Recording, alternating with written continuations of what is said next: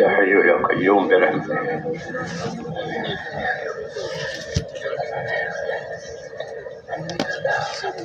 اللهم صل بجلالك وجلالك.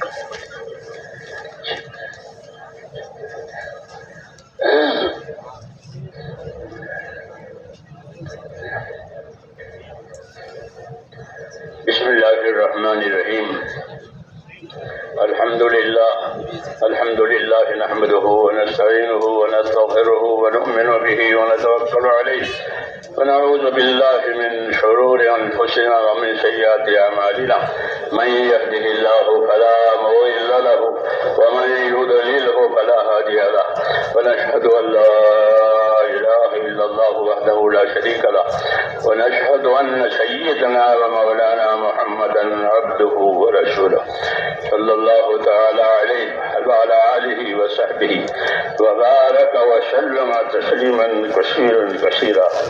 اللهم اجعلنا نبينا محمدا صلى الله عليه وسلم بما هو أهله واجزي الأنبياء كلهم خيرا وسلام على المرسلين والحمد لله رب العالمين.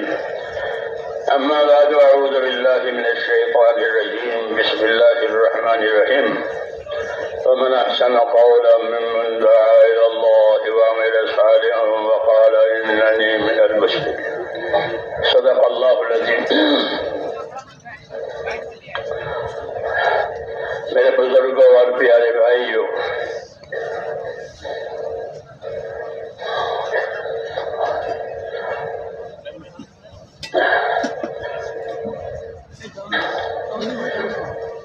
اللہ تبارک و تعالیٰ کی طرف سے اپنے بندوں کی طرف بنیادی طور پر دو چیزیں آتی ہیں.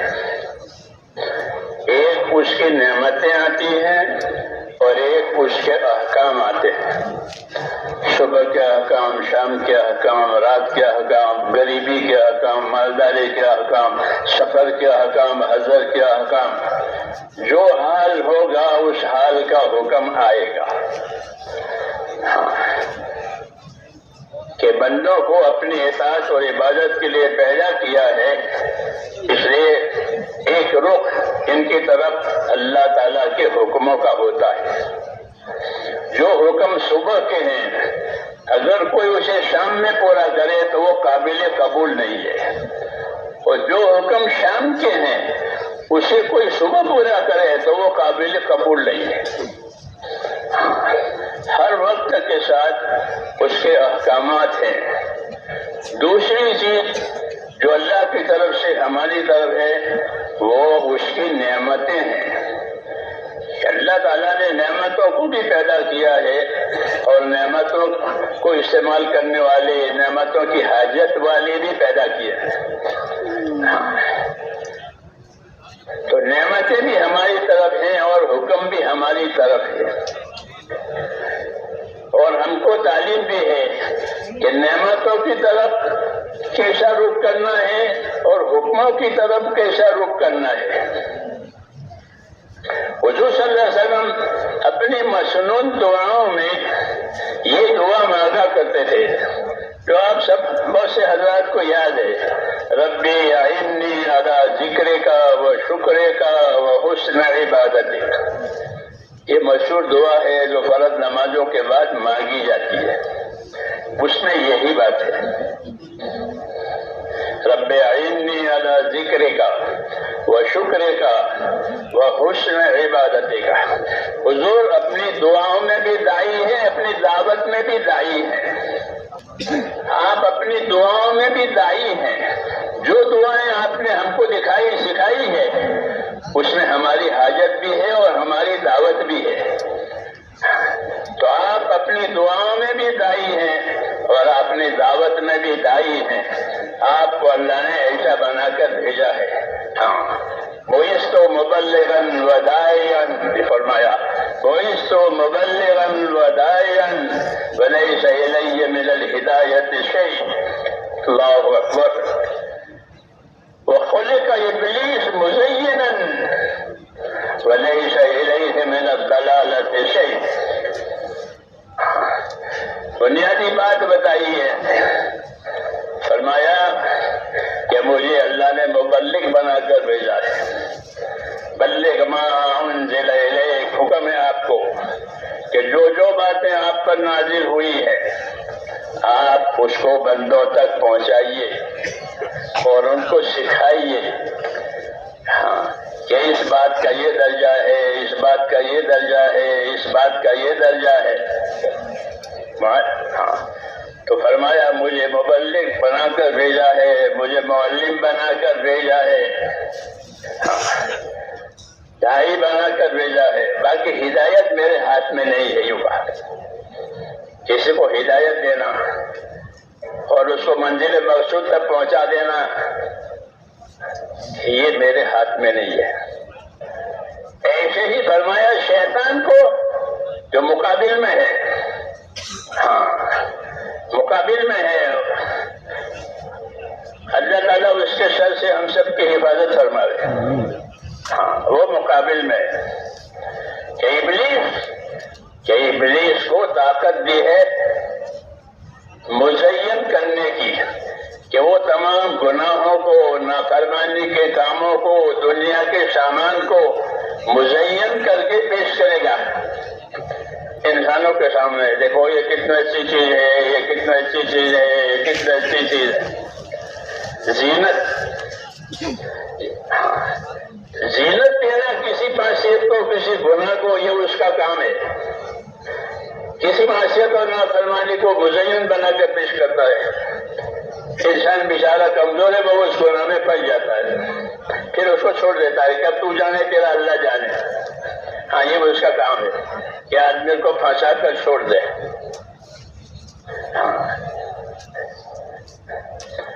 تو یہ مقابل طاقتیں ہیں، ایک طاقت نبی کو دی ہے، ایک طاقت شیطان کی ہے، لیکن مسئلہ اللہ کے ہاتھ میں ہے کہ نبی ہدایت دے کر منزل مقصود تک نہیں پہنچا سکتا، رہبری کرے گا، شیطان صرف بہکائے گا۔ شیطان کے ہاتھ میں نہیں ہے کہ لوگوں کو دوزخ میں لے جائے، ہاں بہکانا اس کا کام ہے۔ تو یہ ہر ایک کے کام کا معیار سمجھایا ہے ہم کو، اور پھر ہم کو ہدایت ہے کہ اللہ کی طرف سے جو باتیں تمہاری طرف نبیوں کے ذریعے سے آوے تم اس کا اتباع کرو، ہاں اپنی زندگی کو اس سے تابع کرو، یہ مطلب ہوتا ہے اتباع کا۔ ہماری دعوت اور تبلیغ کا مقصد بھی یہی ہے، ہم کسی کو مسلمان نہیں بناتے، بلکہ جو مسلمان ہیں ان کو صحیح معنی میں مسلمان بنانا ہے کہ وہ اپنی زندگی کا رخ اللہ کے نبی کی طرف، ان کے طریقوں کی طرف کرے۔ ہاں زمانے کی رفتار کیا ہے، خاندانوں اور برادریوں کا کیا طریقہ ہے کہ وہ نہیں، بلکہ ہم کو خاص طور سے اللہ نے ہم کو راہیں بتائی ہیں اپنے نبی کے ذریعے سے، اور یہی دعوت ہے، یہی تعلیم ہے کہ زندگیوں کا رخ طریقوں کی طرف کیا جائے۔ ماحول ہوتا ہے، خاندانی روایتیں ہوتی ہیں، قومی روایتیں ہوتی ہیں کہ وہ نہیں، بلکہ ایک راستہ ہوتا ہے جو نبی کے ذریعے سے دیا جاتا ہے، اس کو اپنانا ہے۔ ہمارا جو تیسرا نمبر ہے علم و ذکر، اس کی طرف دھیان نہیں ہے، وہ اسی مقصد کے لیے ہے۔ علم و ذکر دینی زندگی کی دو پٹڑی ہے، جیسے ریل کی پٹڑی ہوتی ہے، ریل بغیر پٹڑی کے چلے گی کیا بھائی کہ نہیں چلے گی؟ پٹڑی ریل کے لیے، ریل پٹڑی کے لیے، اس پٹڑی کا دوسری جگہ استعمال نہیں ہوگا، ریل کے لیے استعمال ہوگا، اور ریل پٹڑی پر ہی چلے گی۔ ان میں تلازم ہے، آپس میں ایک دوسرے کے ساتھ لازم ہے۔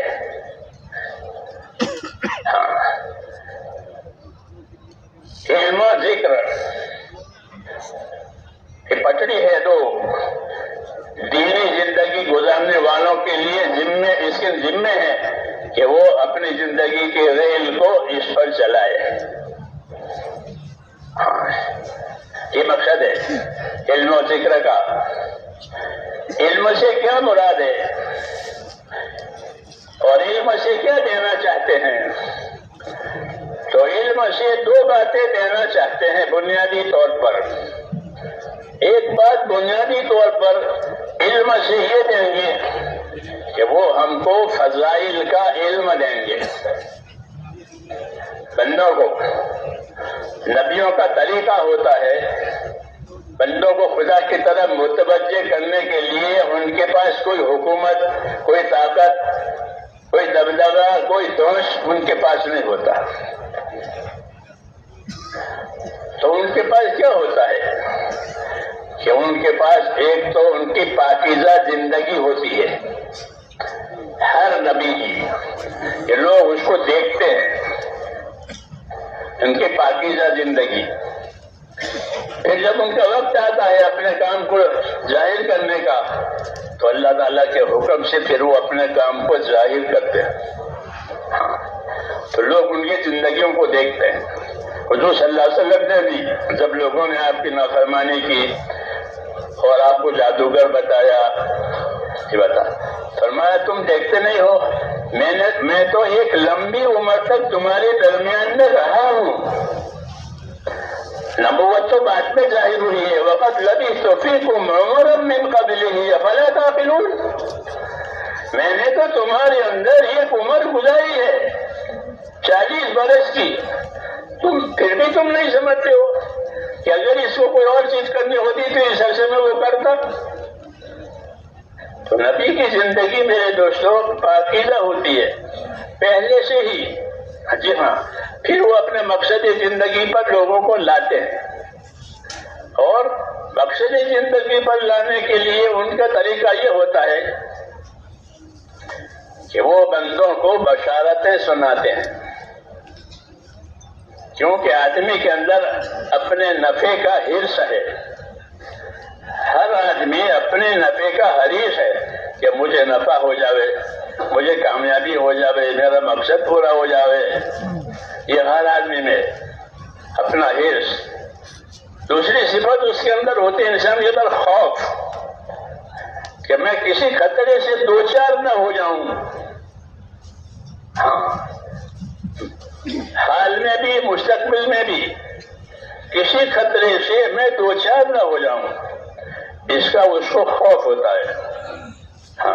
اور اپنے نفع کی حرص اور امید ہوتی ہے۔ یہ آدمی کی فطرت ہے کہ اپنے نفع کا حرص اور امیدوار اور اپنے خطرے سے ڈرنے والا، یہ اس کا مزاج ہے۔ اللہ تعالیٰ نے اس مزاج کی رعایت کرتے ہوئے ہم کو اپنے راستے پر ڈالا ہے کہ جو جس چیز کا اس کو حرص اور شوق ہے اس کے دینے کے وعدے کیے ہیں۔ دینے کے وعدے کیے ہیں اللہ نے کہ تم کو یہ دیں گے اور یہ دیں گے اور یہ دیں گے۔ قرآن شریف میں دو چیزیں ہیں، ایک شرطیں ہیں اور ایک وعدے ہیں۔ شرطیں ہم پوری کریں گے، وعدہ اللہ پورا کرے گا۔ ایمان والوں کے ساتھ یہ معاملہ ہے کہ کچھ شرطیں لگا رکھی ہے اللہ نے، وہ شرطیں بندے پوری کریں گے، اور وعدہ کہ وعدہ اللہ پورا کرے گا۔ دعوت میں یہ ہوتا ہے، اس میں ایک قسم حکموں کی یہ ہوتی ہے کہ جس میں ہم کو نفع بتایا ہے، فائدہ بتایا، فضیلت بتایا اور ڈرایا بھی ہے کہ نہیں کرو گے تو یہ ہوگا اور کرو گے تو یہ ملے گا۔ اس کو فضائل کہتے ہیں۔ ہر نبی کی دعوت میں، ان کی تبلیغ میں فضائل کا علم ہوتا ہے کہ وہ بندوں کو اللہ پر یقین اور اللہ کے وعدے پر چلانا چاہتے ہیں۔ وہ اپنی طرف سے کچھ نہیں کہتے، بلکہ یہ کہتے ہیں کہ اگر تم نے اللہ کی بات مان لی تو اللہ تمہیں یہ دیں گے اور یہ دیں گے اور یہ دیں گے، اور نہیں مانو گے تو پھر یہ ہوگا اور یہ ہوگا اور یہ ہوگا۔ یہ ان کا طریقہ کار ہے۔ اس طریقے سے وہ بندوں کو اللہ کی طرف متوجہ کرتے ہیں اور اللہ کی طرف متوجہ کرنے کے لیے وہ ایک بات اور بھی کرتے ہیں کہ وہ اللہ کی قدرت سمجھاتے ہیں کہ تم اللہ کی قدرت پر غور کرو، تو قدرت سمجھاتے ہیں کہ دیکھتے نہیں ہو اللہ نے اکیلے نے یہ سارا بنایا ہے اور سارا چلا رہا ہے، اس کا کوئی شریک نہیں ہے اور اس کا کوئی مد مقابل بھی نہیں ہے۔ ہاں، دونوں باتیں نہیں ہیں، اللہ کا کوئی جنس بھی نہیں، ضد بھی نہیں۔ بری ذات ازت تہمت ضد و جنس غنی ملک ستا عطے جن و انس۔ ایک اللہ کا نیک بندہ اللہ کی تعریف میں یہ بات کہہ رہا ہے کہ بری ذات ازت تہمت ضد و جنس غنی ملک ستا عطے جن و انس، کہ اللہ کی مبارک ذات بری اور پاک ہے۔ کہ کس سے پاک ہے؟ کہ ضد سے اور جنس سے۔ ضد کہتے ہیں مقابل طاقت کو، جیسے آگ اور پانی، اور جنس کہتے ہیں موافقت طاقت کو، جیسے یہ کام دوسرے کے لیے۔ تو ایسی کوئی طاقت اللہ کے ساتھ نہیں ہے، اللہ اپنی تمام طاقتوں کے ساتھ اکیلا ہے۔ نہ ضد میں کوئی طاقت ہے، نہ جنس میں کوئی طاقت ہے، ہاں، بلکہ وہ اپنی تمام طاقتوں کے ساتھ تنہا تنہا وہ اکیلا ہے۔ ہاں، یہ تعریف کرائی ہے کہ بری ذات ازت تہمت ضد و جنس غنی ملک ستا عطے جن و انس۔ دوسرا کیا کہ اللہ تعالیٰ بادشاہ ہے، ملک ہے، بادشاہ ہے، لیکن اس کی بادشاہت انسانوں اور جناتوں کی اطاعت کی وجہ سے نہیں ہے۔ جیسے حاکم کی حکومت رعیت کی وجہ سے ہے، رعیت الٹ گئی تو اس کی حکومت الٹ گئی، رعیت الٹ گئی تو حکومت الٹ گئی۔ کہ حاکم کی حکومت رعایا کی وجہ سے ہے، خدا کی خدائی اور خدائی کا ملک جناتوں اور انسانوں اور فرشتوں کی عبادت کی وجہ سے نہیں ہے، وہ ان سے بری ہے، ہاں، بلکہ وہ اپنی ذات سے خود واجب الوجود ہے۔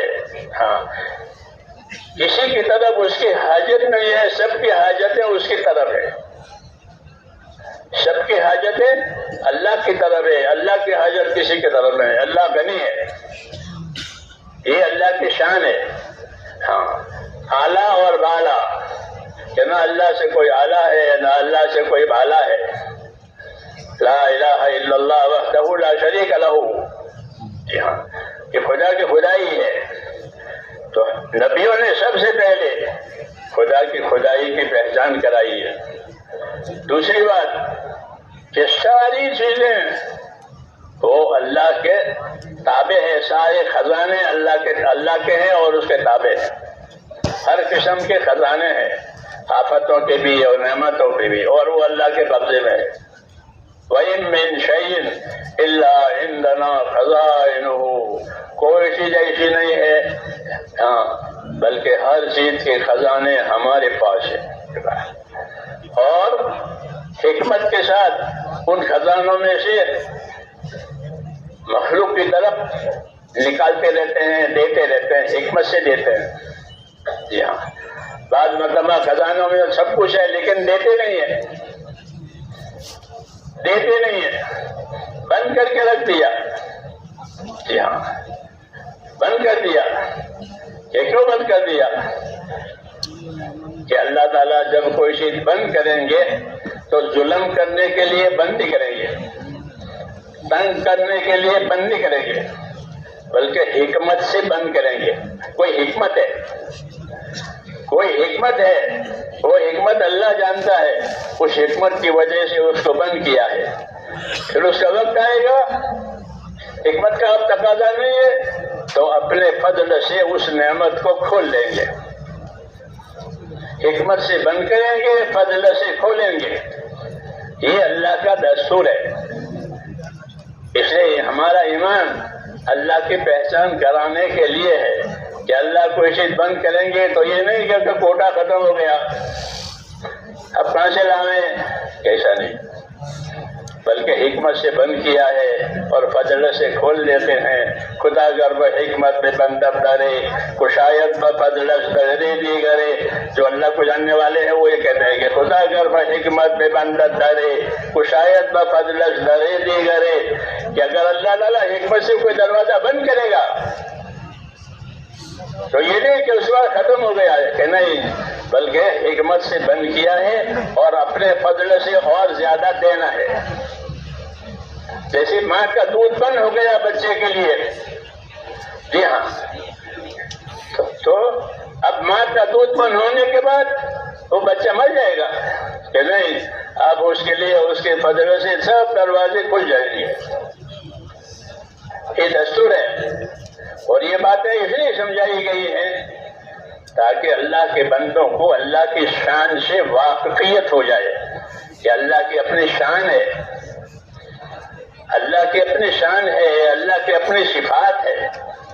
ان صفات کو جان کر دو باتیں پیدا کرنی ہیں، ایک اللہ کی محبت پیدا کرنی ہے، ہاں، کہ ایمان والوں کو، جو ایمان والے ہوتے ہیں وہ اللہ سے محبت کرنے والے ہوتے ہیں، اور جو کفر والے ہوتے ہیں ان کو اللہ سے دشمنی ہوتی ہے، ہاں، تو اللہ سے محبت پیدا کرنی ہے۔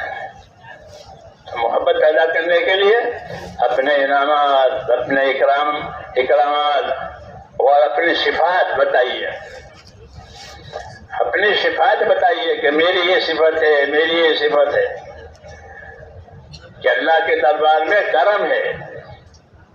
کرم کہتے ہیں بخشش کو، کرم کہتے ہیں بخشش کو۔ جو کریم ہوتا ہے وہ مانگنے والے کو بھی دیتا ہے اور بغیر مانگے بھی دے۔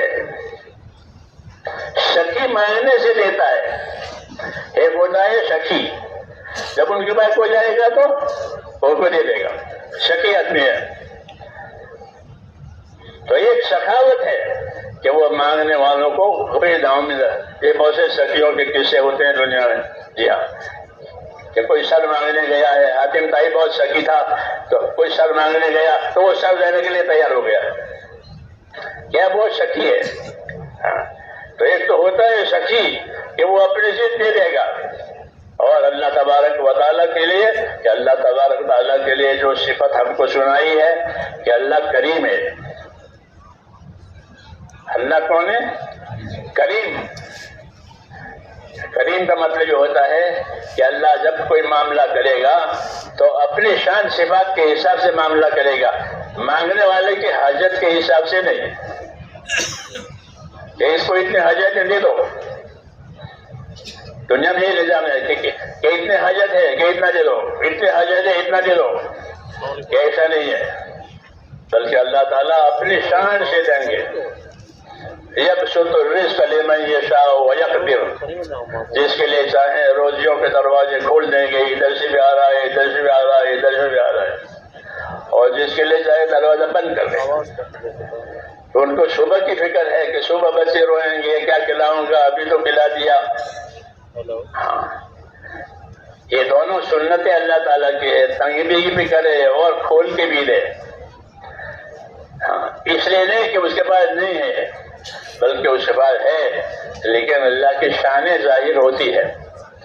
ایمان والے کو اللہ تعالیٰ اپنے شانیں بتاتے ہیں تاکہ وہ کسی حال میں اللہ سے نہ کٹے اور اللہ سے نہ بہکے، کہ بہت زیادہ مل گیا تو بہک گیا، نہیں ملا تو نا امید ہو کے کٹ گیا، کیسا نہیں ہے، بلکہ اللہ کی اپنی شان ہے کہ اللہ کو پہچانے۔ یبسط الرزق لمن یشاء ویقدر، جس کو چاہے گا کھل کے روزی دے گا اور جس کو چاہے گا تنگ کر دے گا۔ یہ کیوں؟ کہ حکمت ہے، حکمت کا تقاضا ہے۔ اس لیے ہم کو یہ حکم دیا ہے حضور صلی اللہ علیہ وسلم نے کہ اپنے پروردگار کے ساتھ اچھا گمان رکھو۔ ایمان والوں کو اللہ کی یہ شان صفاتیں سکھائیے، بتائیے، اور یہ حکم دیا ہے کہ اپنے پروردگار کے ساتھ کیا رکھو؟ اچھا گمان رکھو۔ جابر بن عبداللہ یہ کہتے تھے کہ حضور صلی اللہ علیہ وسلم نے اپنی وفات سے 3 دن پہلے مجھ سے یہ فرمایا کہ اے جابر، تمہاری موت اس حالت میں آوے کہ تمہارا گمان اپنے پروردگار کے ساتھ اچھا ہو۔ ہاں، میری بات سمجھ میں آ رہی ہے؟ ہاں، کہ اللہ کے ساتھ تمہارا معاملہ کیسا ہو. ہم اللہ کے بندے ہیں، وہ ہمارا رب ہے، ہمارا خالق ہے، مالک ہے. جی ہاں، ساری مخلوق بھی اس کی ہے اور سارے حکم بھی اس کے ہیں، کسی کا کچھ نہیں ہے.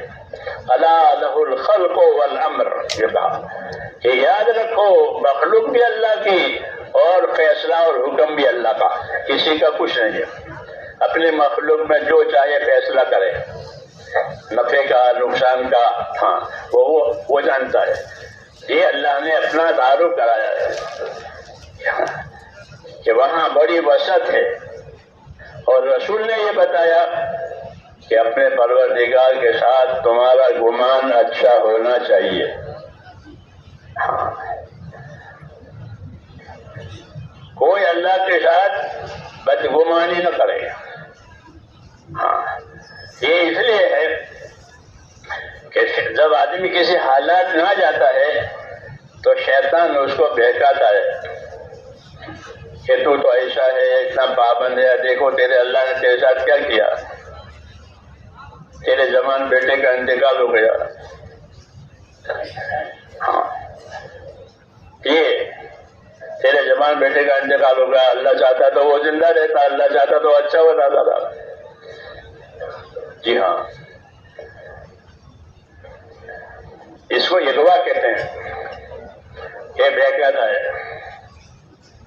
ہاں، اور اللہ تعالیٰ اپنے ہر چیز حکمت سے کرتا ہے، اور شیطان انسانوں کو حالات سے ڈراتا ہے.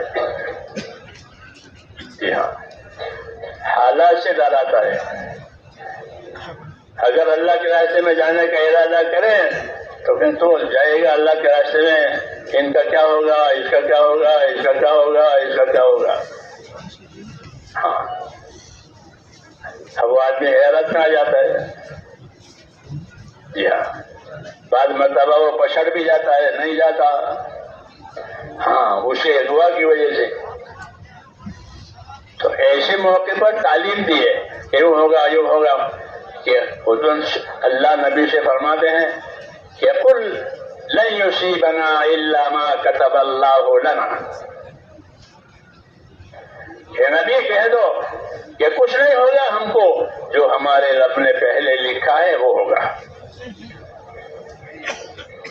مصیبت لکھی ہے تو مصیبت آئے گی، راحت لکھی ہے تو راحت آئے گی، تندرستی لکھی ہے تو تندرستی آئے گی، بیماری لکھی ہے تو اللہ تمام چیزیں لکھ چکا ہے.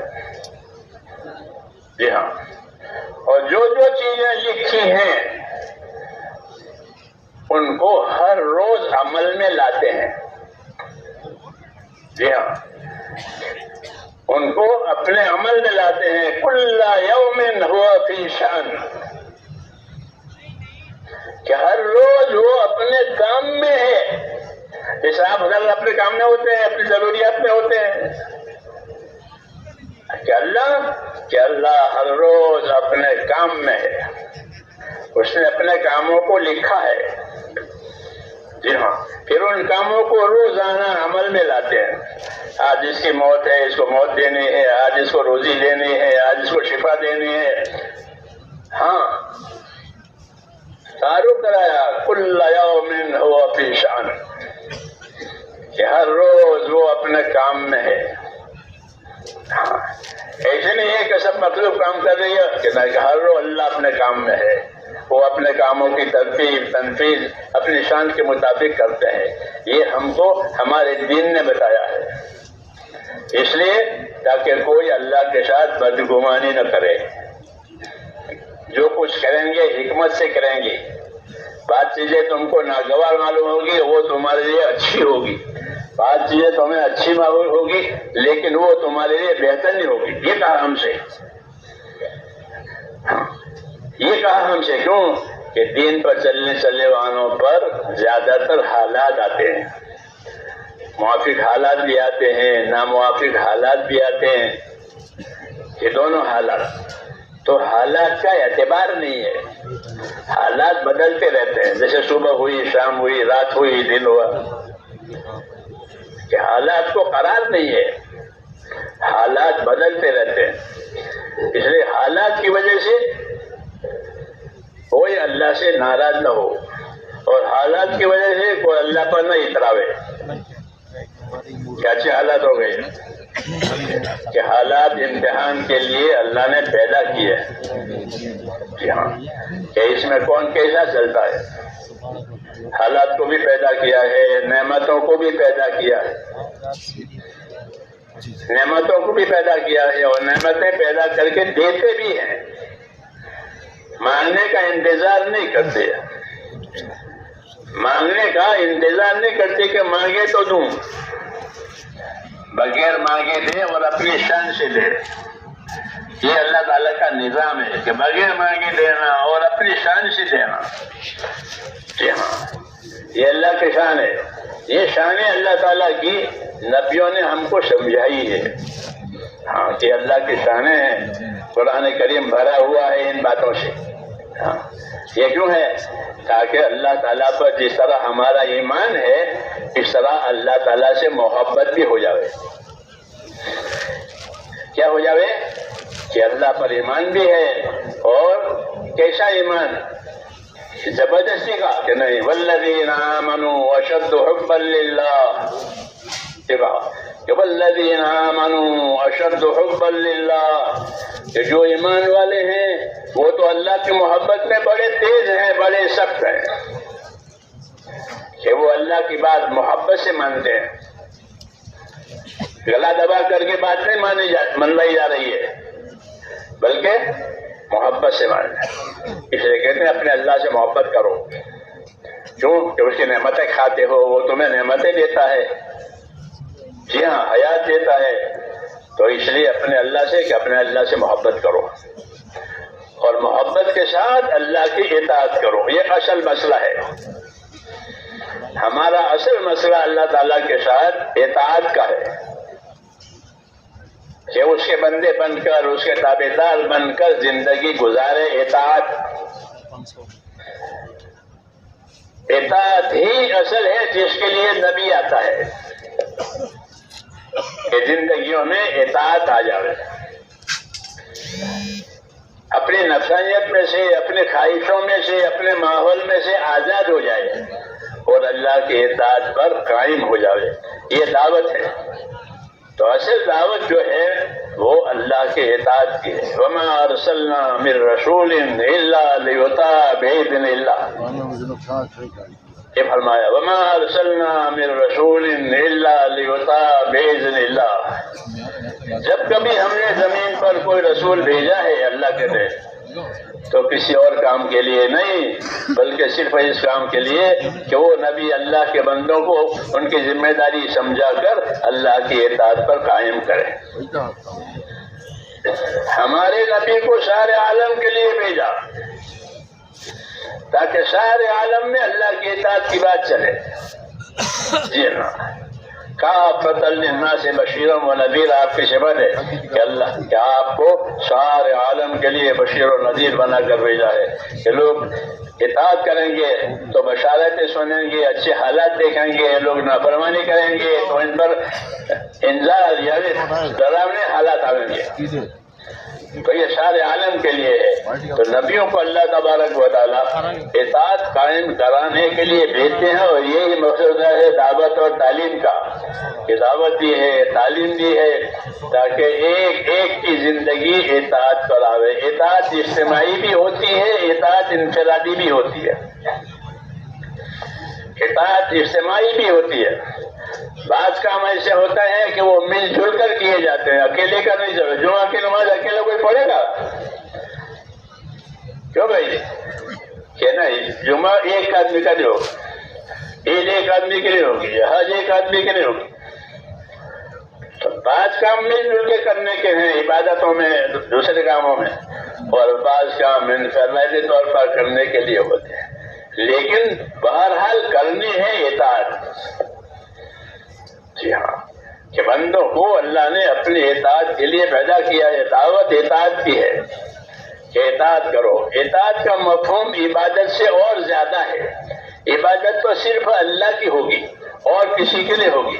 وَاعْبُدُوا اللَّهَ وَلَا تُشْرِكُوا بِهِ شَيْئًا، معاذ ابن جبل سے پوچھا حضور صلی اللہ علیہ وسلم نے کہ معاذ آپ کو معلوم ہے اللہ کا کیا حق ہے؟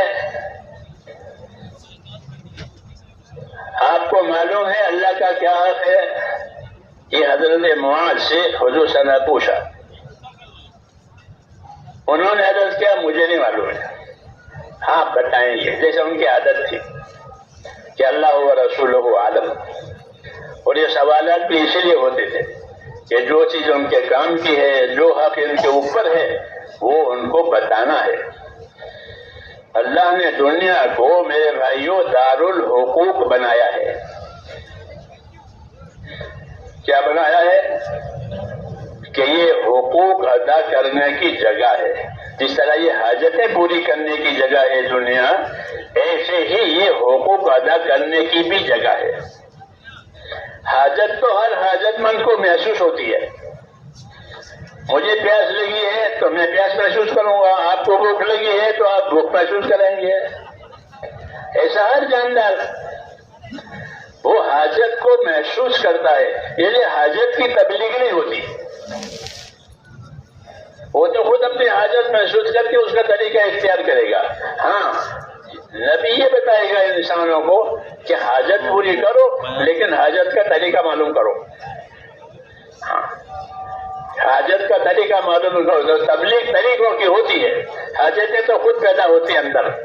جی ہاں کہ وہ طریقوں کی تبلیغ کرتے ہیں کہ کھانا اس طرح کھانا ہے، کمانا اس طرح ہے، وضو استنجا اس طرح ہے. تو حاجتوں کے پورا کرنے کی تبلیغ ہے. حاجت تو اندر خود پیدا ہوتی ہے.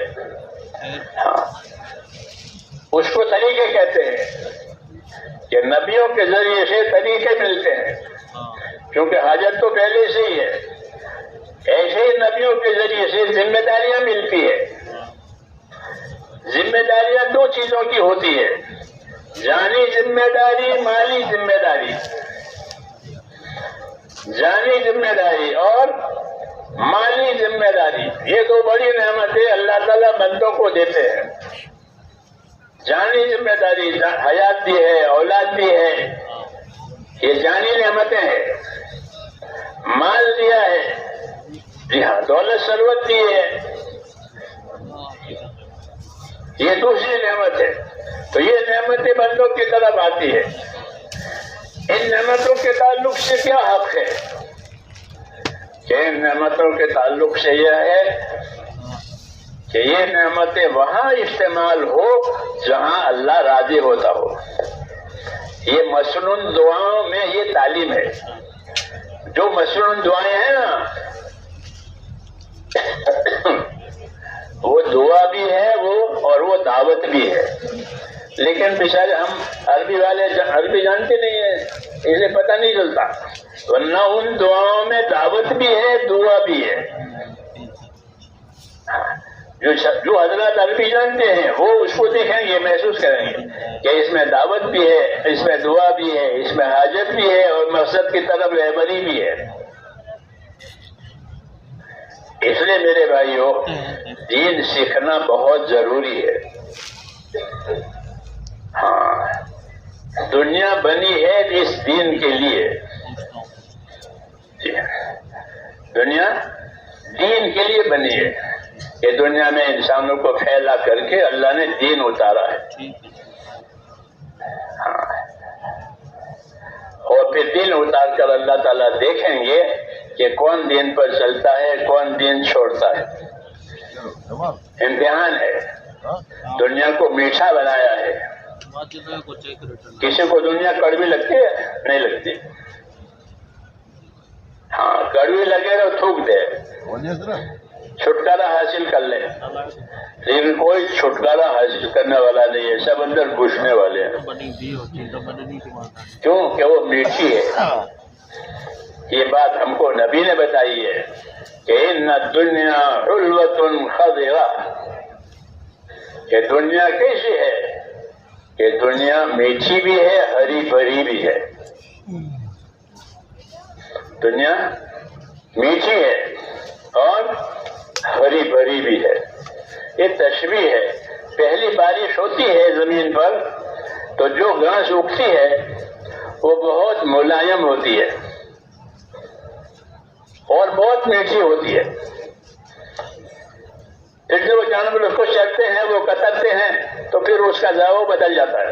لیکن جو پہلی گاچھ ہوتی ہے وہ بہت ریشم کی طرح نرم اور میٹھی، اس کو وہ تشبیہ دی ہے کہ دنیا ہری بھری اور میٹھی ہے۔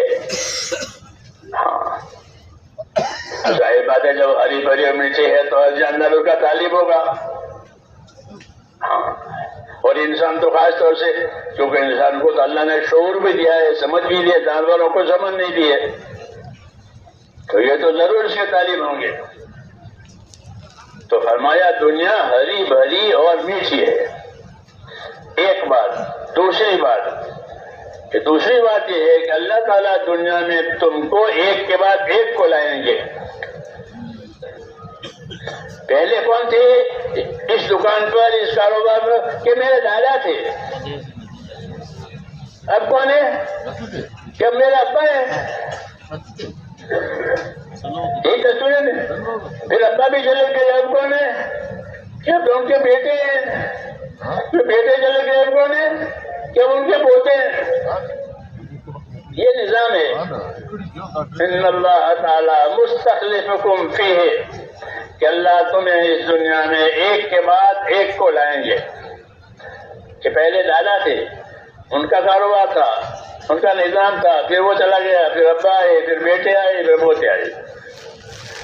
ان اللہ تعالی مستخلفکم فیہ فینظر کیف تعملون، اور تم کو دیکھیں گے کہ تم کیا عمل کرتے ہو، یہ نہیں کہ تم کیا کماتے ہو۔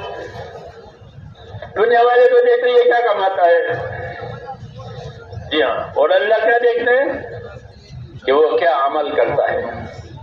یہ چیزیں دے کر عمل کا امتحان ہے، یہ دعوت ہے۔ یہ دنیا کی چیزیں اور اسباب دے کر کے تمہارے عملوں کا امتحان ہے کہ تم اپنے عمل میں کیسے ہو۔ کیونکہ دنیا، آدمی اپنی صلاحیت کو دنیا پر لگاتا ہے، جس طرح تاجر اپنے مال کو تجارت میں لگاتا ہے۔ تاجر اپنے مال کو اپنی تجارت پر لگاتا ہے نفع کمانے کے لیے، اصل نفع ہوتا ہے، اس کو کمانا ہے، اس لیے وہ اپنے مال کو اپنی تجارت پر لگاتا ہے اور تجارت کرتا ہے۔ یہ تو مال کے لحاظ سے۔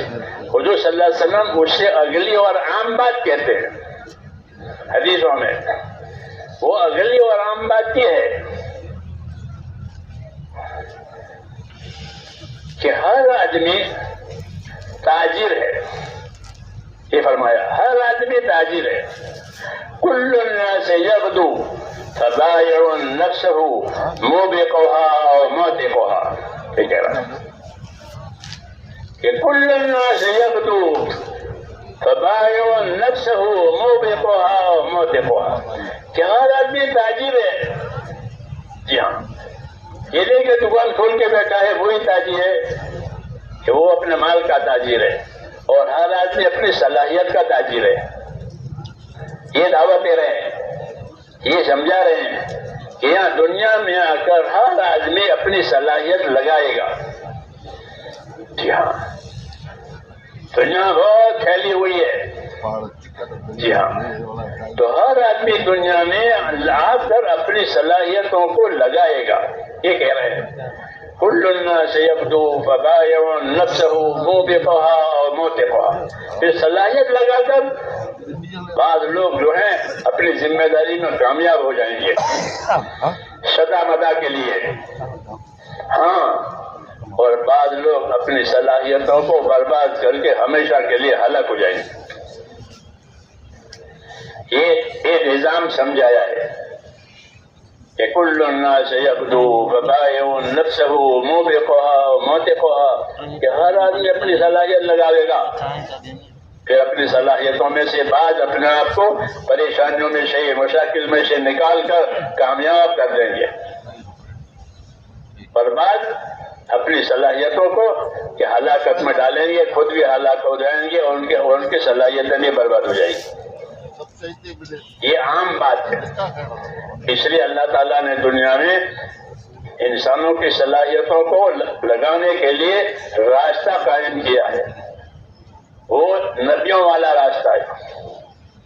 وہ راستہ بندوں کو صلاحیت لگا کر کے اللہ کے پاس لے جائے گا، اللہ کی رحمتوں میں لے جائے گا۔ قل هذه سبیلی ادعو الی اللہ علی بصیرۃ انا ومن اتبعنی، اے نبی کہو کہ یہ میرا راستہ ہے، یہ میرا راستہ ہے سبیل۔ اور اس راستے میں کیا ہوتا ہے کہ میں اللہ کے بندوں کو اللہ کی طرف بلاتا ہوں۔ اللہ کی طرف بلانے کا کیا مطلب ہے؟ اللہ کوئی جگہ بیٹھا ہے کہ نا، اللہ کی طرف بلانے کا مطلب یہ ہے کہ میں بندوں کو اللہ کی عبادت کی طرف بلاتا ہوں، یہ مطلب ہے، جنہیں کہ اللہ کی جگہ پر ہے وہاں کے لیے کہ میں اللہ کے بندوں کو اللہ کی طرف دعوت دیتا ہوں۔ وہ دعوت عبادت کی ہے، کیونکہ اللہ کا تعلق اپنے بندوں سے عبادت کا ہے۔ جی ہاں، کہ تمام لوگ اللہ کے بندے ہیں، اللہ ان کا رب ہے، اور رب ہونے کی وجہ سے اس کا حق ہے کہ اس کی عبادت کی جائے، اس کی عبادت کی جائے۔ اس لیے زندگی کی بڑی ذمہ داری میرے بھائیوں یہ ہے کہ عبادت اللہ تعالیٰ کی جائے۔ عبادت کے لیے جناتوں کو اور انسانوں کو پیدا کیا ہے، فرشتے بھی عبادت کرتے ہیں، لیکن ان میں اور ہم میں فرق ہے، جناتوں میں انسانوں میں یہ تو ایک ہے، فرشتے الگ ہے۔ فرشتوں کی عبادت پر کوئی جزا سزا قائم نہیں ہوگی، وہ تو ہے عبادت کے لیے، ان سے دوسرا کام نہیں ہوتا، ان سے کوئی گناہ نہیں ہوتا، وہ جس کام کے لیے پیدا وہی کرتے ہیں، اس لیے ان پر کوئی حساب کتاب نہیں ہے۔ وہ ایک مخلوق ہے جو اللہ نے خاص خدمتوں کے لیے پیدا کی ہے، وہ ان خدمتوں کو عبادت، یہ خدمتیں ان کی عبادت ہے۔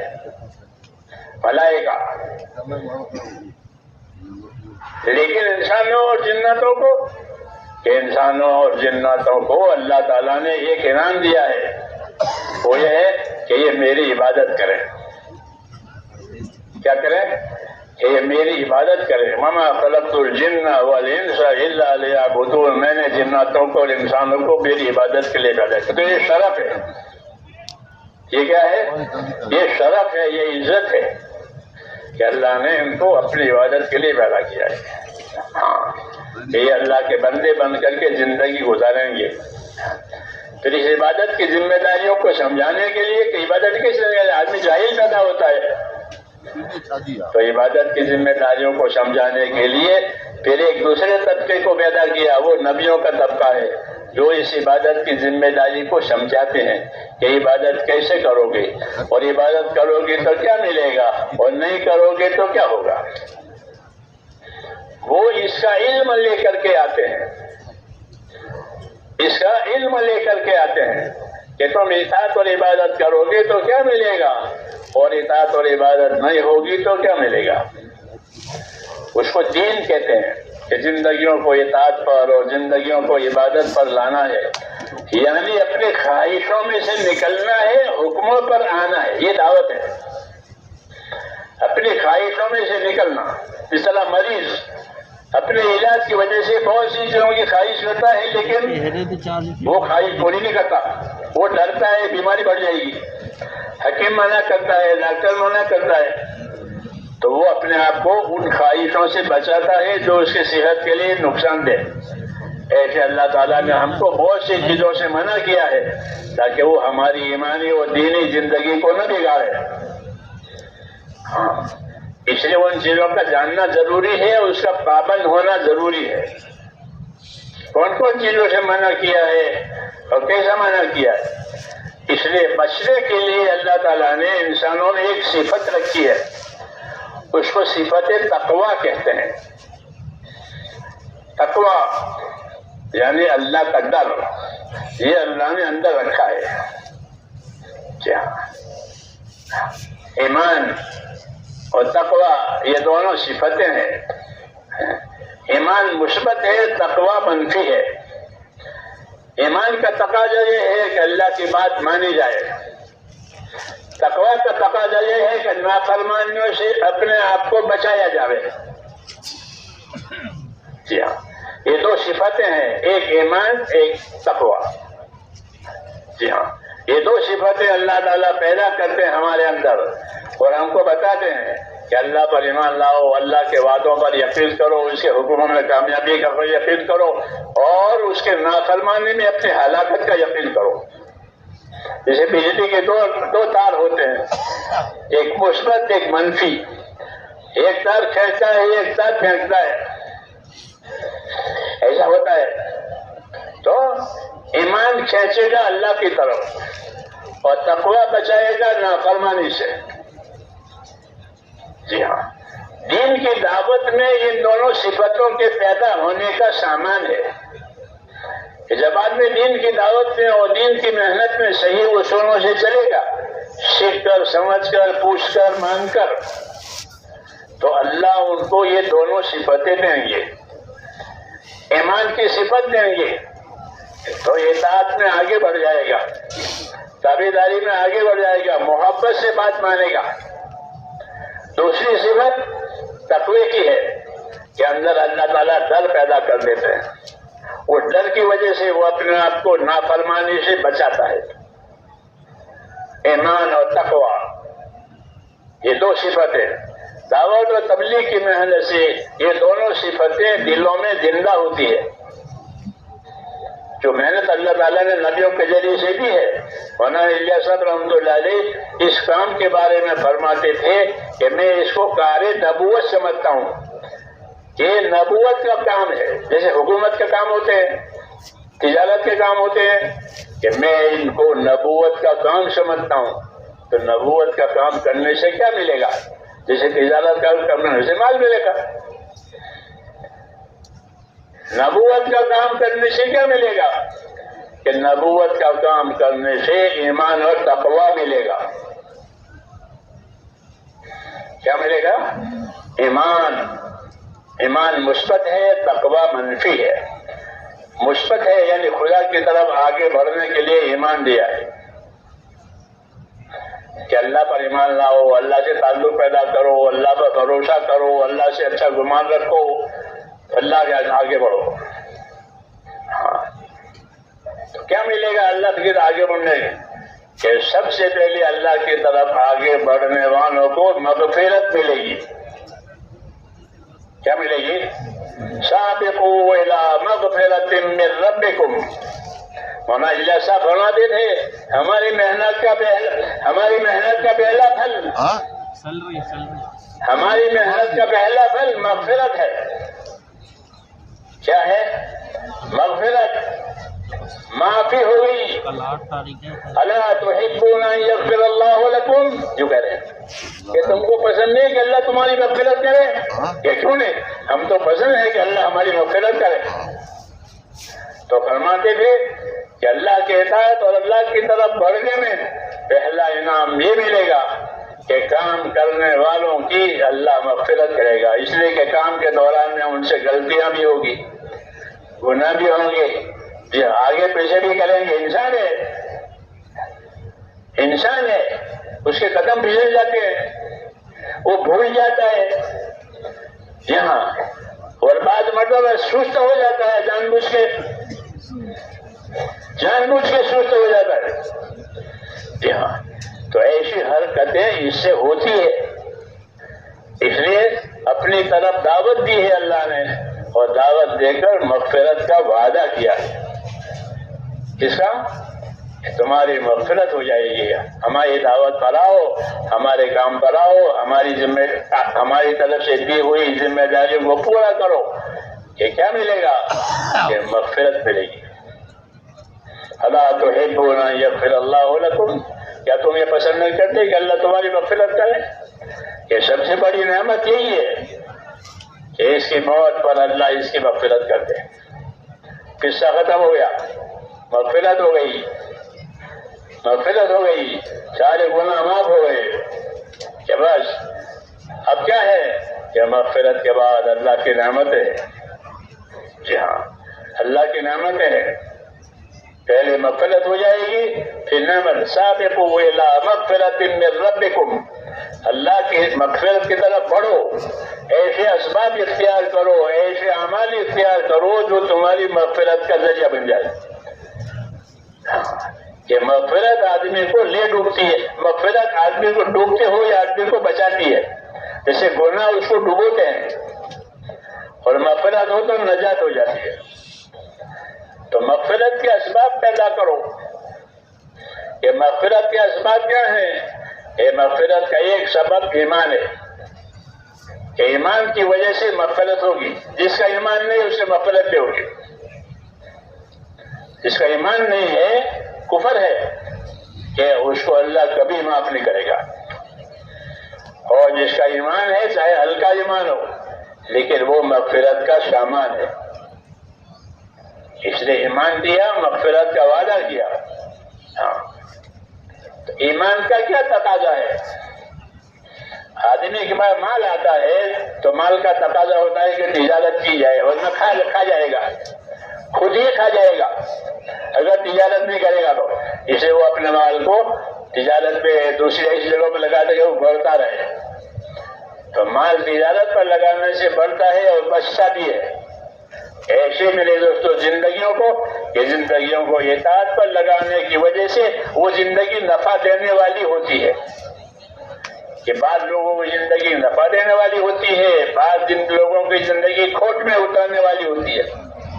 جیسے میں نے پہلے عرض کیا تھا کہ کل الناس یغدو فبائع نفسہ موبقھا وموتقھا، کہ ہر آدمی اپنی زندگی میں گزارتا ہے، پھر یا تو اپنی زندگی کو پریشانیوں میں سے آزادی دلاتا ہے یا اپنے آپ کو پریشانیوں میں ڈال کر ہلاک کرتا ہے۔ یہ دو قسم کے لوگ ہیں۔ اس لیے اللہ تعالیٰ نے رحم فرما کر کے ایک راستہ رحمتوں کا دیا ہے، وہ راستہ دین کا ہے، دین کی دعوت کا ہے، دین کے سیکھنے سکھانے کا ہے۔ ہاں، تو دین کے سیکھنے سکھانے میں ایمان والوں کے لیے دو چیزیں بڑی ہے، ایک علم اور ایک اللہ کا ذکر، علم و ذکر۔ علم و ذکر یہ دو پٹڑی ہے ریل کی، کہ مسلمان کی زندگی علم و ذکر پر ہوگی۔ علم و ذکر کا کیا مطلب ہے؟ کہ اس کو اللہ نے ایمان دیا ہے تو اللہ نے اس کو ایمان کے تقاضے پورا کرنے کے لیے اپنے حکموں کا علم دیا ہے کہ یہ کرنا ہے، یہ نہیں کرنا ہے، یہ بچنے کے لیے ہے، یہ بڑھنے کے لیے ہے، اس میں بڑھنا ہے، اس میں بچنا ہے۔ اس قسم کے احکام دیے ہیں اس علم میں۔ علم نہیں ہے تو پھر یہ جاہل ہے، جہالت ہے۔ جہالت کا نتیجہ جہنم ہے، جہالت کا نتیجہ جہنم۔ یہ فائدہ ہے کہ جہالت کہاں لے جائے گی؟ کہ جہالت جہنم میں لے جائے گی۔ سرانجام جاہل جہنم بود۔ ہم جو فارسی پڑھتے تھے چھوٹی چھوٹی کتابیں ہوتی تھی لیکن بڑی بڑی باتیں ہوتی تھی۔ اب لوگ دین پڑھتے نہیں ہیں، گہرائی پیدا نہیں ہو رہی ہے دین کے کاموں میں۔ ہاں، تو اس میں بتایا تھا کہ سرانجام جاہل جہنم بود، کہ جاہل کا سرانجام جہنم ہے، یعنی جہالت جہنم میں لے جانے کے لیے ہے۔ ہاں، اللہ کون ہے، رسول کون ہے، اللہ کی طرف سے کیا ملا ہے، کیا نہیں، کچھ نہیں۔ تو یہ نابینا ہے، یہ نابینا ہے، اندھا ہے۔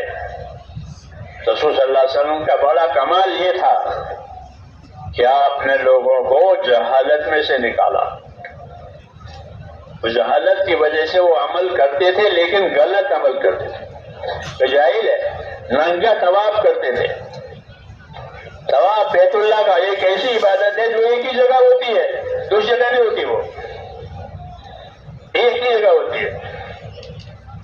اسے لوگ شوق سے جاتے ہیں، طواف کرتے ہیں۔ مثابۃ للناس وامنا، بیت اللہ کی صفت بتائیے، یہ صفت بتائیے کہ یہ حرم شریف ہے اور یہ کعبہ ہے، یہ مثابۃ للناس وامنا، یہ لوگوں کے بار بار آنے کی جگہ ہے۔ لوگ وہاں بار بار جاتے ہیں، حج کے لیے جا رہے ہیں، عمرے کے لیے جا رہے ہیں، بار بار جائیں گے اور بیت اللہ کی جامت بار بار پھریں گے۔ ہاں، یہ بار بار آنے کی جگہ ہے، مثابۃ للناس۔ اور ایک امن کی جگہ ہے کہ جو امن وہاں ہے وہ دنیا کے کسی خطے میں نہیں ہے. امن کی جگہ ہے. لیکن شیطان نے اس کو بگاڑ دیا کہ لوگوں طواف کرو، اور طواف کو ننگا کرا دیا. تمہارے کپڑوں میں تم نے گناہ کیے ہیں، تو گناہ والے کپڑوں سے کیسے عبادت ہوگی؟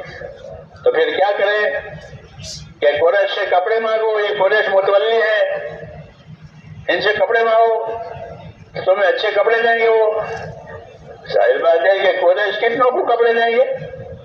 ہزاروں آدمی طواف کرتے ہیں تو کپڑے نہیں ملے، اور ان کپڑوں میں طواف ہوتا نہیں ہے. تو کیا کرو کہ کپڑے اتار دو. ہاں، طواف ننگا کر دیا.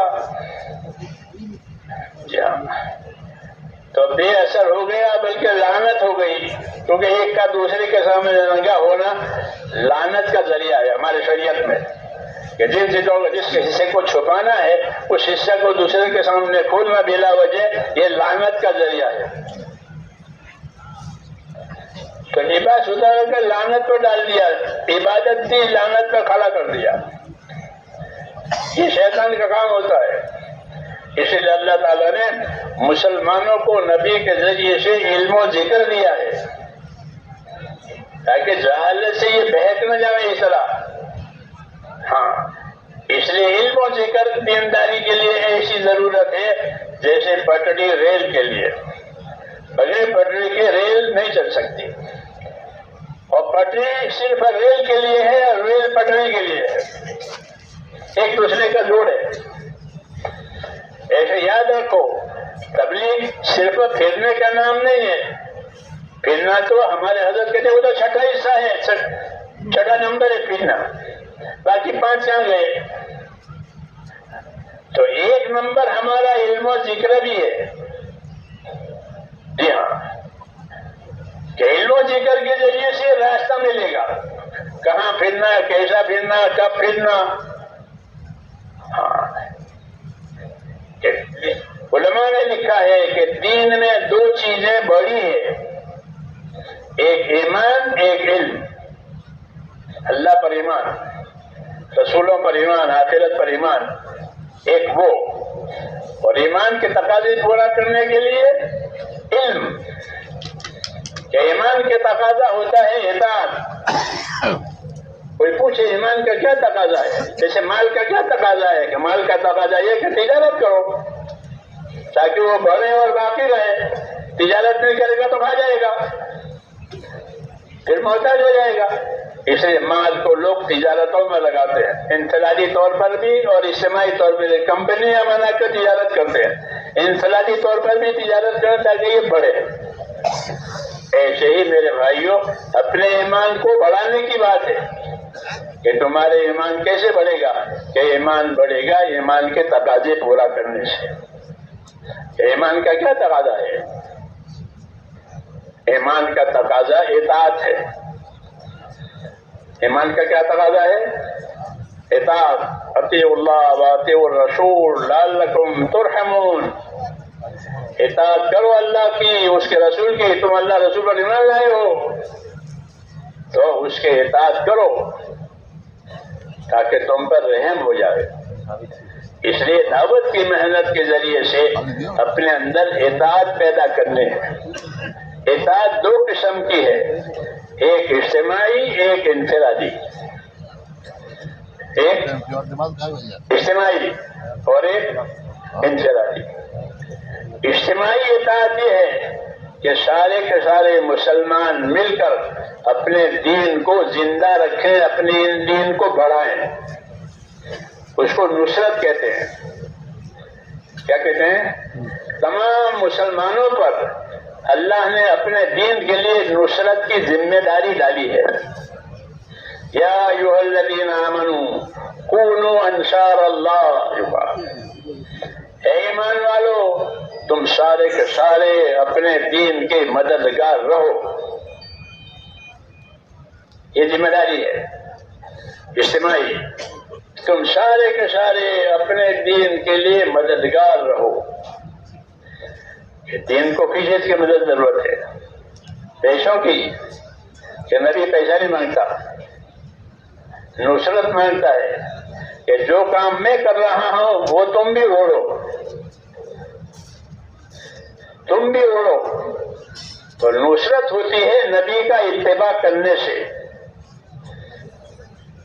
نبی کا اتباع کرنے سے دین کی نصرت ہوتی ہے۔ کیوں کہ نبی ہی آ کر نصرت کا تقاضا کرتا ہے۔ حضور صلی اللہ علیہ وسلم مکی دور میں گشت لگاتے تھے، اللہ کی طرف دعوت دیتے تھے اور بندوں سے کہتے تھے کہ من یاوینی من ینصرنی حتی ابلغ رسالۃ ربی، کون مجھے ساتھ دے گا، کون میرا سہارا دے گا تاکہ میں اپنے پروردگار کے دین کی مدد کروں، کون اس مدد میں میرا ساتھ دے گا؟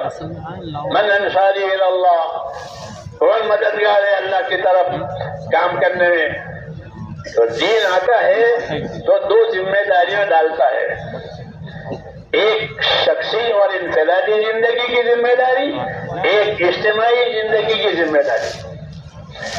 انفرادی زندگی کی ذمہ داری یہ ہے کہ ہر مسلمان اپنے آپ کو اللہ کے نبی کی سنت اور شریعت کا پابند کرے۔ میری بات سمجھ آ رہی ہے؟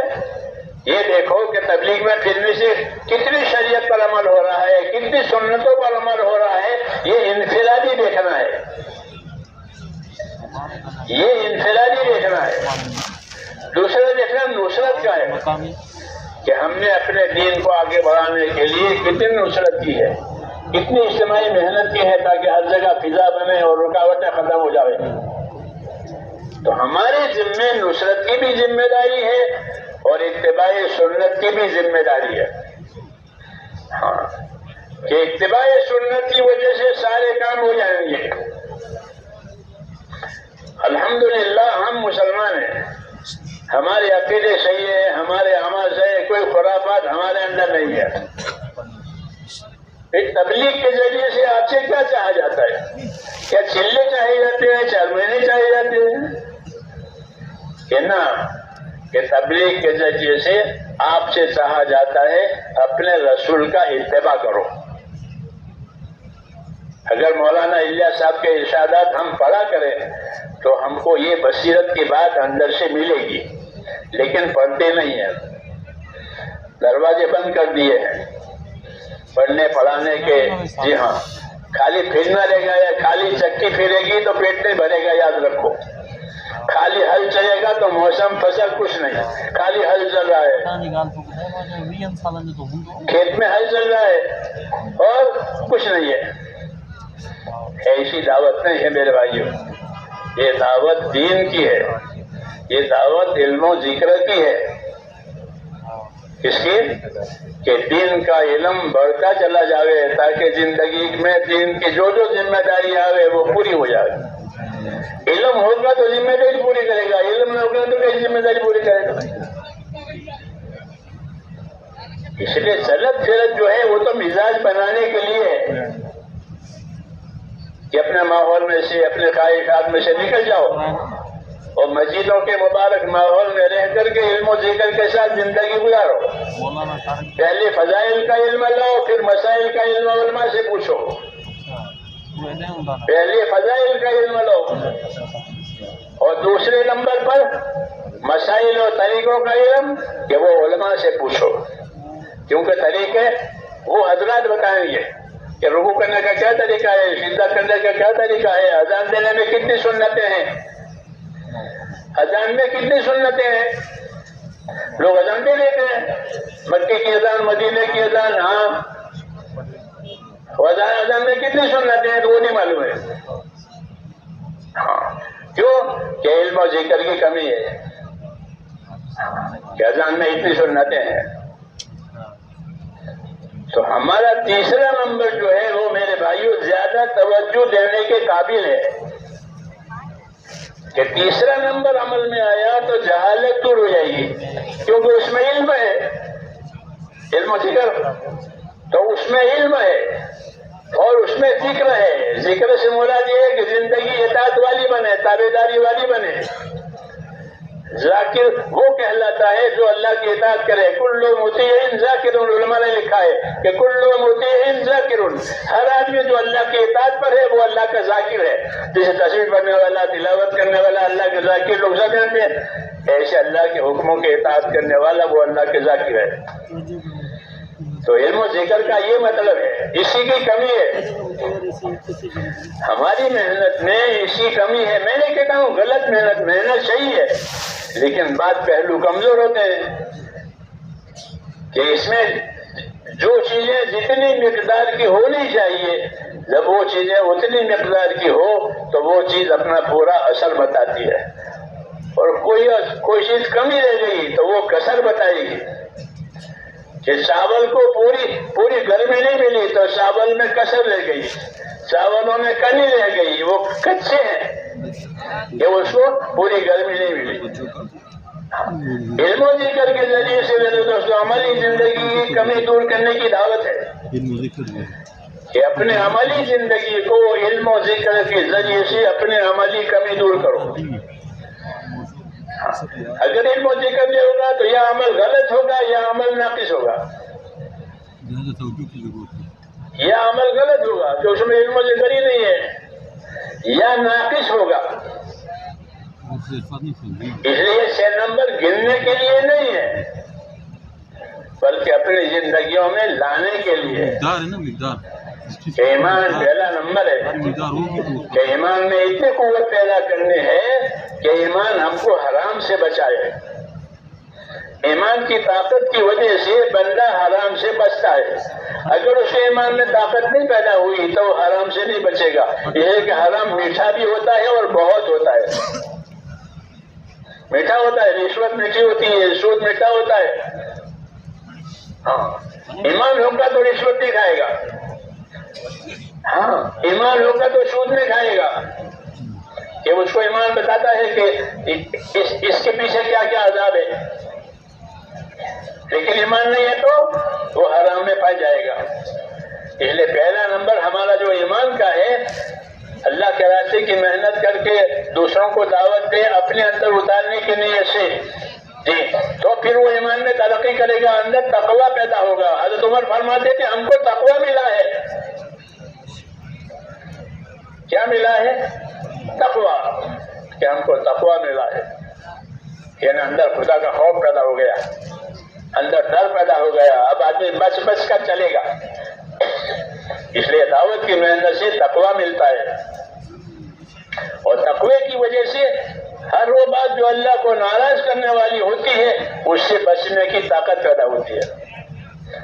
اور حرام سے بچنا، نافرمانی سے بچنا یہ بڑی بات ہے. اتق المحارم تکن عابد الناس، جو فرما کہ حرام سے تو بچ جایا کر، پھر تو خدا کا سب سے بڑا عبادت گزار ہے. حرام سے بچنے والا سب سے بڑا عبادت گزار، چاہے وہ نوافل زیادہ نہ پڑے.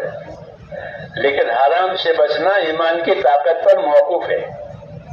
ہاں، اس لیے مسلمانوں کو اللہ نے شروع سے ایمان کی محنت پر لگایا ہے، ایمان کی محنت پر لگایا ہے، اپنے دین کی محنت پر لگایا ہے. کہ اس محنت کی خاصیت یہی ہے کہ اندر تقویٰ، اندر خدا کا خوف، اندر ایک شعور پیدا ہوتا ہے. ہاں، محنت کرنے کے بعد پھر آدمی گناہ کرنے کی ہمت نہیں کرتا، ہچکچاہٹ ہوتی ہے.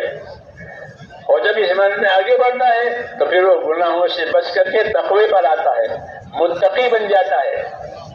ہاں، متقی بن جاتا ہے. ہر صحابی متقی ہے اور رسول سب سے بڑے متقی ہیں. انی لاخشاکم واتقاکم للہ، یہ فرمایا لوگوں سے آپ صلی اللہ علیہ وسلم کہ میں تم میں سب سے زیادہ اللہ سے ڈرنے والا ہوں، میں تم میں سے سب زیادہ اللہ سے تقوی والا ہوں. اپنے بارے میں تعریف نہیں کی ہے، تعارف کیا ہے اور ذمہ داری کی طرف متوجہ کیا ہے کہ نبی کا کام کرو گے تو اندر تقویٰ پیدا ہوگا، اندر اللہ کا ایک ڈر پیدا ہوگا. جی ہاں، اور وہ ڈر ہر نافرمانی سے بچنے کے میں کام آئے گا. اس لیے حکم ہے کہ اللہ کے راستے میں پھرو، تو خالی پھرنا نہیں ہے، علم و ذکر کے ساتھ پھرنا ہے، اخلاق اور اعمال کے ساتھ پھرنا ہے، اخلاص کے ساتھ پھرنا ہے، ان چیزوں کو لے کے پھرنا، پھر یہ چیزیں بڑھے گی، مخلصین کا اخلاص بڑھے گا، علم والوں کا علم بڑھے گا، ذکر والوں کا ذکر بڑھے گا۔ ہاں والذین اہتدوا زادہم ھدی وآتاہم تقواہم، کہ جو ہدایت پر بتکلف چلیں گے ہم ان کی ہدایت میں اضافہ کریں گے، ہم ان کے تقوی میں اضافہ کریں گے۔ یہ کہا تو یہ کام ہے میرے دوستو، اللہ ہمیں اس کی صحیح سمجھ عطا فرماوے۔ ایک تو اس کے لیے صحیح سمجھ اپنے اندر پیدا کرنی ہے اور اللہ سے مانگنا ہے کہ ہمیں اس کام کی صحیح سمجھ عطا فرمائے، کیونکہ شیطان ہر بڑے کام کو کسی ایک شکل پر ڈلوا دیتا ہے، وہ شکل ہوتی ہے کمزور۔ یہ میں نے کہا نہیں کہ لوگوں کو شروع سے طواف کا شوق تھا، تو طواف سے تو اسے منع نہیں کیا، لیکن طواف کو ننگا کر دیا، تو یہ طواف بے سود ہو گیا، کیونکہ طواف تو عبادت ہے۔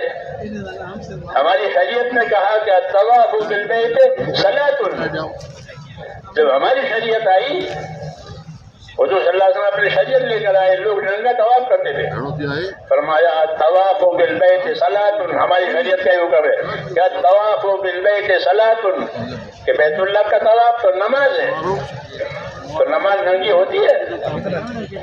نماز بغیر طہارت کی ہوتی ہے؟ یہ شریعت آئی، پہلے جہالت تھی تو شریعت آئی کہ طواف بالبیت صلاۃ، کہ بیت اللہ کا طواف یہ تو نماز ہے، یعنی نماز بغیر طہارت کے، بغیر کپڑے کے ہوتی نہیں ہے۔ یہ موبائل چارج ہو جائے گا جہالت تو پھر مجھے کراوے گا تو جہالت ختم ہوگی۔ ہاں، اس لیے ہماری محنت میں علم و ذکر کی بڑی اہمیت ہے، اس کی طرف توجہ نہ ہونے کی وجہ سے کام کی پوری تاثیر نہیں ہے، ورنہ اس کام میں تو بڑی تاثیر ہے، بڑی طاقت ہے۔ یہ فضا بدل دیتے ہیں، یہ کام فضا بدل دیتا ہے۔ مدینہ منورہ کی فضا بڑی مصیبت کی، وہاں بڑی بیماری تھی، لوگوں کو بخار آ رہا تھا، مدینہ منورہ کا بخار مشہور تھا، دونوں لگا دیں اور حمہ یثرب، مدینہ کا پرانا نام ہے یثرب، پہلے مدینہ کو یثرب کہتے تھے۔ آپ صلی اللہ علیہ وسلم کی تشریف آوری ہوئی تو مدینہ کا نام بدل دیا گیا کہ مدینہ کو یثرب نہیں کہا جائے گا، بلکہ اب مدینہ منورہ کہا جائے گا۔ لگا لیں جیسے نظام الدین، تو پہلے نظام الدین کا نام نظام الدین نہیں تھا، 800 سال پہلے حضرت نظام الدین تشریف لائے تو نظام الدین ہو گیا، ورنہ غیاث پور نام تھا اس کا۔ کیا نام تھا؟ غیاث پور، نظام الدین کا نام تھا۔ حضرت کی تشریف حاضر ہوئی 800 سال پہلے تو نظام الدین ہو گیا، آپ کی تشریف مدینہ منورہ ہو گیا، نام بھی بدل گیا، خاصیت بھی بدل گئی۔ ہاں، کام میں کیونکہ نبی آیا، نبی کا کام آیا، ہاں، تو نبی کے کام میں نورانیت ہوتی ہے۔ کیا ہوتی ہے کہ نبی کا کام کہ وہ نور والا ہوتا ہے۔ ہم کو 2 نور دیے گئے ہیں، ایک قرآن کریم کا نور اور ایک نبی صلی اللہ علیہ وسلم کی سنتوں کا نور۔ یہ 2 نور ہیں، اپنی دعوت کے ذریعے سے اپنی زندگیوں میں یہ دونوں نور پیدا کرنے ہیں۔ ہاں، وَأَنزَلْنَا إِلَيْكُمْ نُورًا مُبِينًا، ہم نے تمہاری طرف کھلا ہوا نور اتارا ہے، یعنی قرآن اتارا۔ قَدْ جَاءَكُم مِّنَ اللَّهِ نُورٌ وَكِتَابٌ مُّبِينٌ، اور تمہارے پاس اللہ کی طرف ہے نور اور ایک کتاب آئی ہے۔ تو 2 آیتوں میں 2 جگہ نور ہے، ایک نور سے مراد آپ اور آپ کی سنت ہے، اور دوسرے نور سے مراد قرآن اور قرآن کریم کا اتباع۔ یہ ہماری دعوت ہے میرے دوستوں، یہ ہماری دعوت ہے، اور ہر نبی کی یہی دعوت ہوتی ہے کہ اللہ کے حکموں کا اتباع کیا جائے، نبی کے طریقوں کا اتباع۔ اب کوئی نبی آنے والا نہیں ہے اور کوئی کتاب اترنے والی نہیں ہے، اس لیے اب ہمارے لیے 2 نور رہ گئے ہیں، ایک قرآن کا نور، ایک نبی کا نور۔ نبی کے نور سے مراد یہ ہے کہ ہر آدمی اپنی زندگی میں نبی کی سنتوں کا اتباع کرے. کیا کرے؟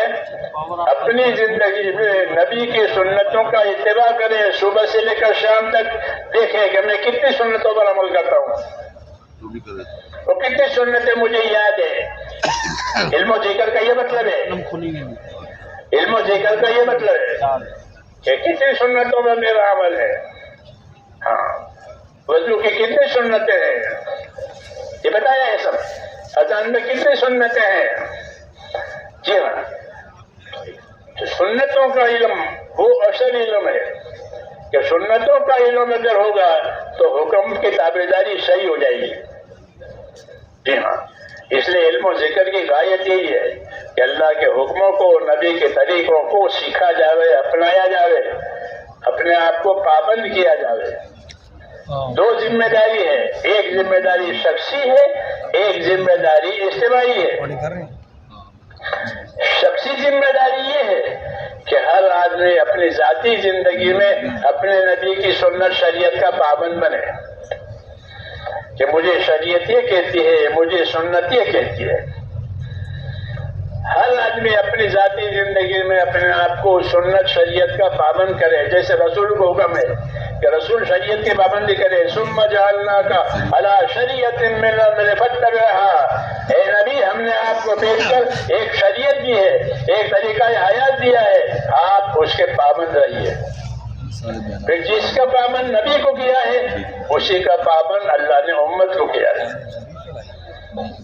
فاستقم کما امرت ومن تاب معک. یوں کہا اے نبی، جن باتوں کا آپ کو حکم دیا ہے آپ اس پر استقامت کے ساتھ پابند رہیں، اور جو آپ پر ایمان لائے ہیں وہ بھی پابند ہو رہے.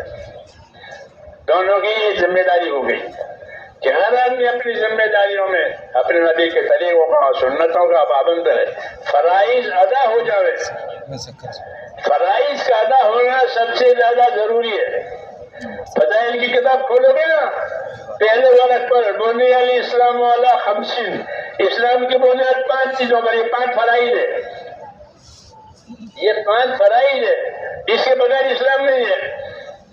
کلمہ، نماز، روزہ، زکوٰۃ، حج، یہ اسلام ہے.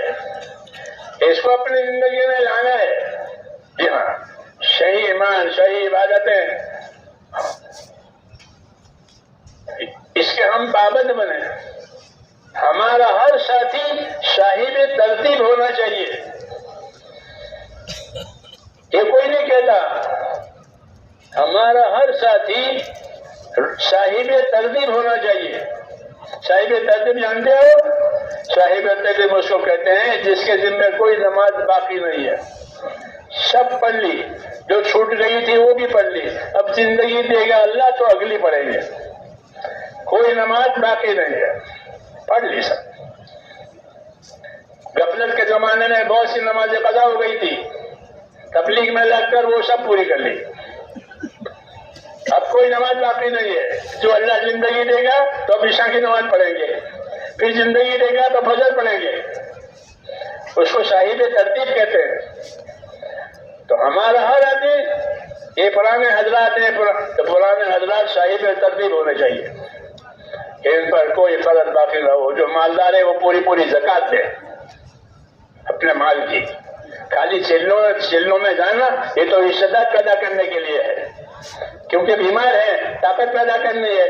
تو طاقت پیدا کرنے کے لیے خروج ہے، اور عمل کرنے کے لیے دین ہے. عمل کرنے کے لیے دین، طاقت پیدا کرنے کے لیے خروج. طاقت نہیں ہوگی تو کیسے چلے گا؟ اور طاقت کسی پیدا کرنی ہے کہ سب سے پہلے اللہ کے فرائض ادا ہو جائے. نماز سب سے پہلے حساب اسی کا ہے کہ کوئی نماز ہمارے ذمہ باقی نہیں. الحمدللہ ساری نمازیں پڑھ لی ہے. جو مالدار ہیں انہوں نے اپنے ہر سال کی زکات دے دی ہے، روزے رکھے ہیں، موقع ہوا حج بھی کریں گے. بنی الاسلام والا 50 کی حدیث فضائل کی کتابیں پہلے نمبر پر ہے، کیونکہ یہ اسلام ہے. حضور صلی اللہ علیہ وسلم فرائض کی دعوت دیتے تھے، جیسا نکلنے کی دعوت دیتے تھے، فرائض کی دعوت دیتے تھے. حیات الصحابہ پڑھو کہ حضور صلی اللہ علیہ وسلم کن کن چیزوں کی دعوت دیتے تھے. خالی نکلنے کی دعوت دیتے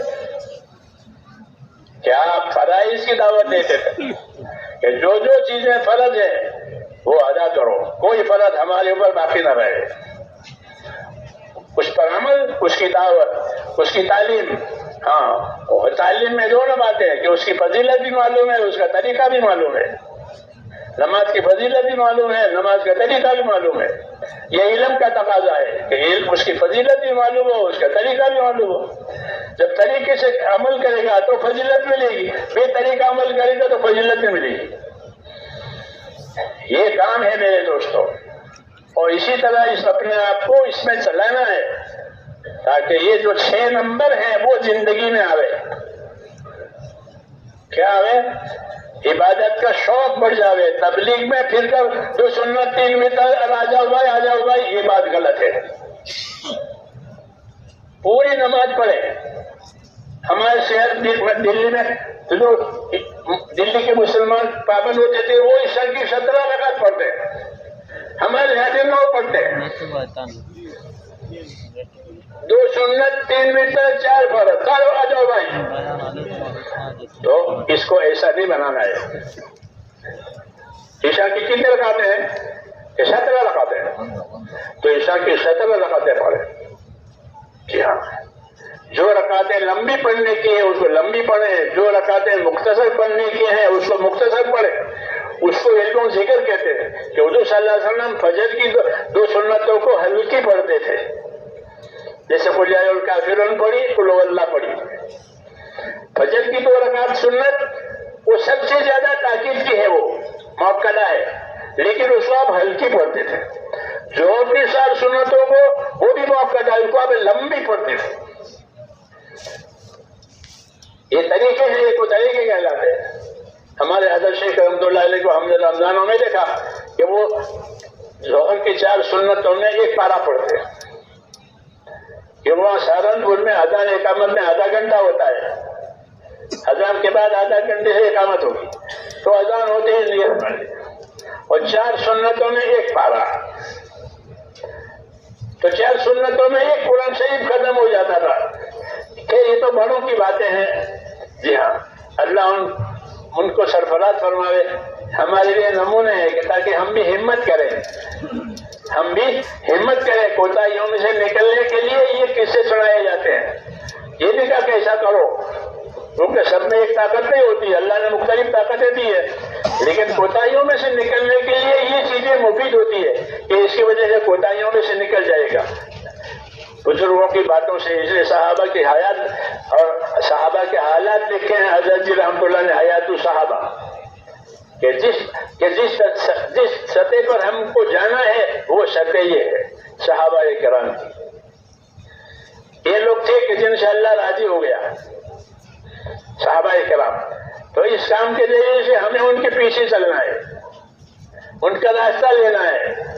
ہاں، کہ اللہ نے ان کو ہدایت دی تھی. اولئک الذین ھداھم اللہ فبھداھم مقتدی. نبی کو حکم ہے کہ پہلے انبیاء تھے، ان کو اللہ نے راہ دی تھی، آپ ان کی راہ پر رہیں. تو نبی حضرات یہ نبیوں کی راہ پر ہوتے ہیں، اور یہ امت کہ یہ صحابہ کی راہ پر ہوتے ہیں، تو صحابہ نبیوں کی راہ پر ہوتے ہیں.